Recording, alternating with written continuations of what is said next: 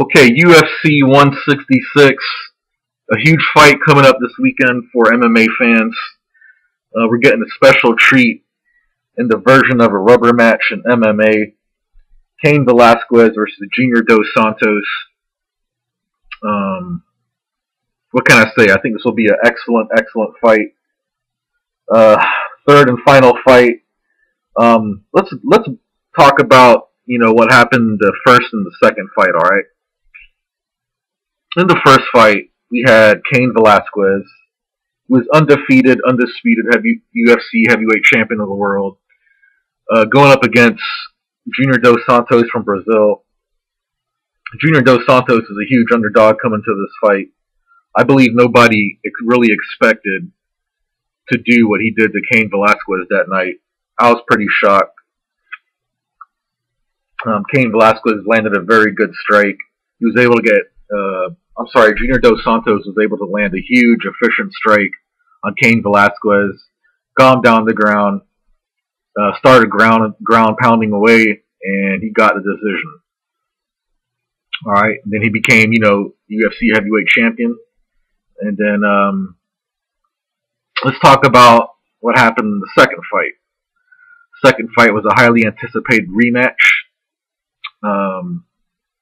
In the first round, you could clearly see that Cain Velasquez tried to get at Junior Dos Santos with a bunch of takedowns. And obviously those takedowns weren't working for him.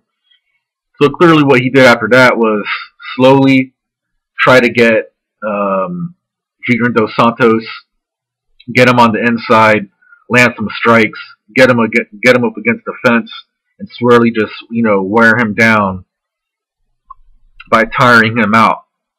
And eventually he was starting to tire out Junior Dos Santos, started to beat the shit out of him, and his face looked like leftover hamburger helper from last night. That fight went to the decision. Cain Velasquez came out on top. And currently Cain Velasquez is still ranked #1 heavyweight in the UFC. Alright, so going to this fight now,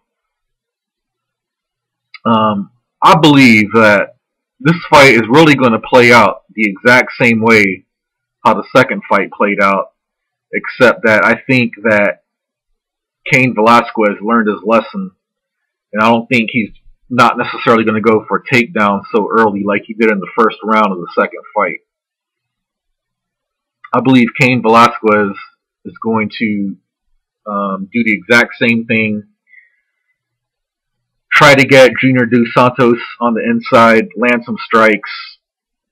And I see Cain Velasquez eventually wearing down Junior Dos Santos.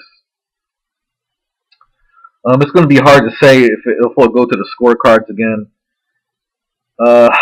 I could see this being either a late stoppage or it's going to go to the scorecards for Cain Velasquez. I just don't think that Junior Dos Santos' stamina can match up to Cain Velasquez's stamina. He probably has the best stamina in the heavyweight division.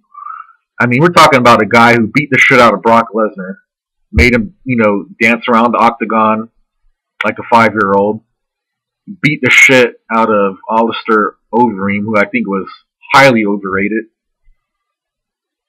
And I think that going to this fight with Junior Dos Santos,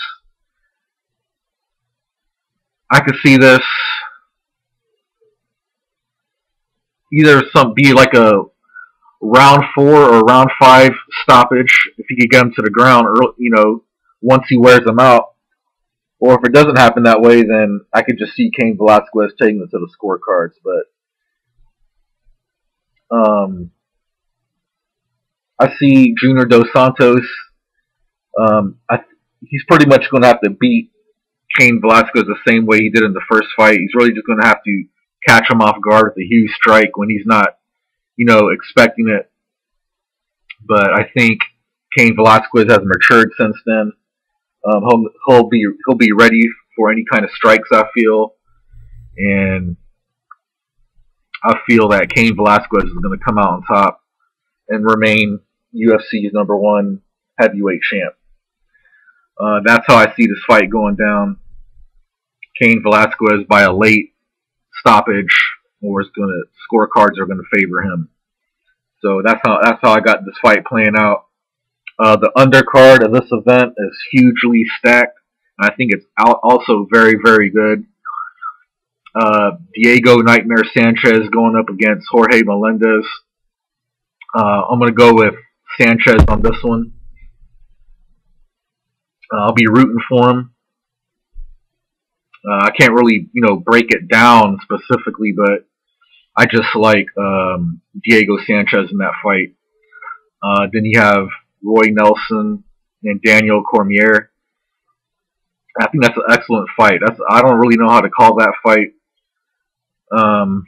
That's a tough one to call, but I think I'm going to go with Roy Nelson on this one. I mean, I feel that fight could go honestly either way. It's all just going to boil down to who wants it more in the end. You know what I'm saying? But I'm gonna have to go with Roy Nelson on that one. So, but yeah, that's an excellent card. I'm really looking forward to it. Yeah, you guys can hit me up, tell me what you guys think about the card in general or the main event. I'll be doing a post-fight video. And it's your boy Carter J, and I'm out.